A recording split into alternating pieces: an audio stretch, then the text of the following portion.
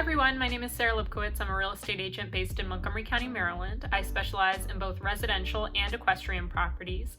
And today I wanted to make a quick video about what type of home you should buy. Deciding what type of property is best for you is really a personal decision and largely will depend on your needs for the property. However, there are a few factors that are sometimes out of our control that we need to consider when we're looking at buying a single family home versus a townhome or a co-op versus a condo, and I wanted to get into that a little bit today. Firstly, and perhaps most obviously, you need to consider financing.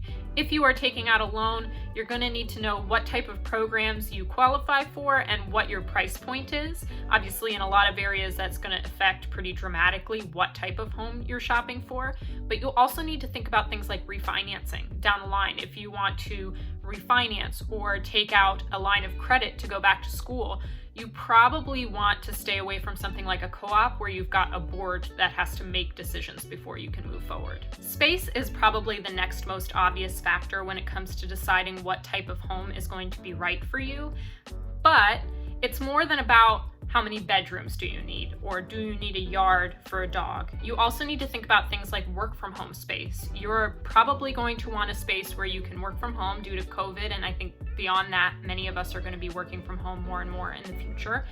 You want that space to be separate from your living situation in all likelihood, a place where you can focus on work and it's separate from your day-to-day activities.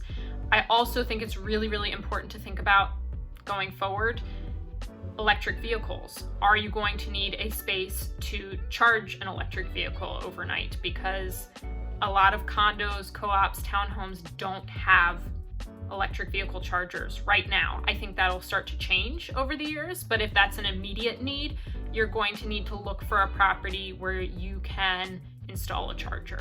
When it comes to maintenance, there are pros and cons to each type of property. If you're looking to buy a single-family detached home, you should know that the burden and the financial responsibility of maintenance is 100% on you. You have to mow the lawn, you have to do the gardening, you have to repair the HVAC and the roof when they need it. And that can be really stressful, but it also gives you a lot of freedom to decide who does the work, how it gets done, when it gets done, and if there are decisions in terms of aesthetics, you get to make those. Now, sometimes an HOA will have something to say about, painting your house pink, but overall, you've got a lot of freedom, but you also have to take care of those items yourself. With a townhome, it can go either way. Sometimes you can get a townhome that is actually a condo as well, and so your monthly fees will go towards that. But, overall, the outside maintenance should be less, and sometimes you'll have the HOA take care of, some of the outside maintenance, things like that. It can go either way. On the whole, it will be less money and less maintenance to own a townhome. And then when you're looking at condos and co-ops, you have to keep in mind that your monthly fees are going to be higher. However, it's not going to be all on you to replace the roof or the HVAC. Now, there might be assessments that are added that you don't expect in some of those situations. So it's not necessarily just that you pay your monthly fee and that covers everything. In some communities that's true, but it's not always true. If something big comes up, the board might decide that, everybody's paying extra to get it done.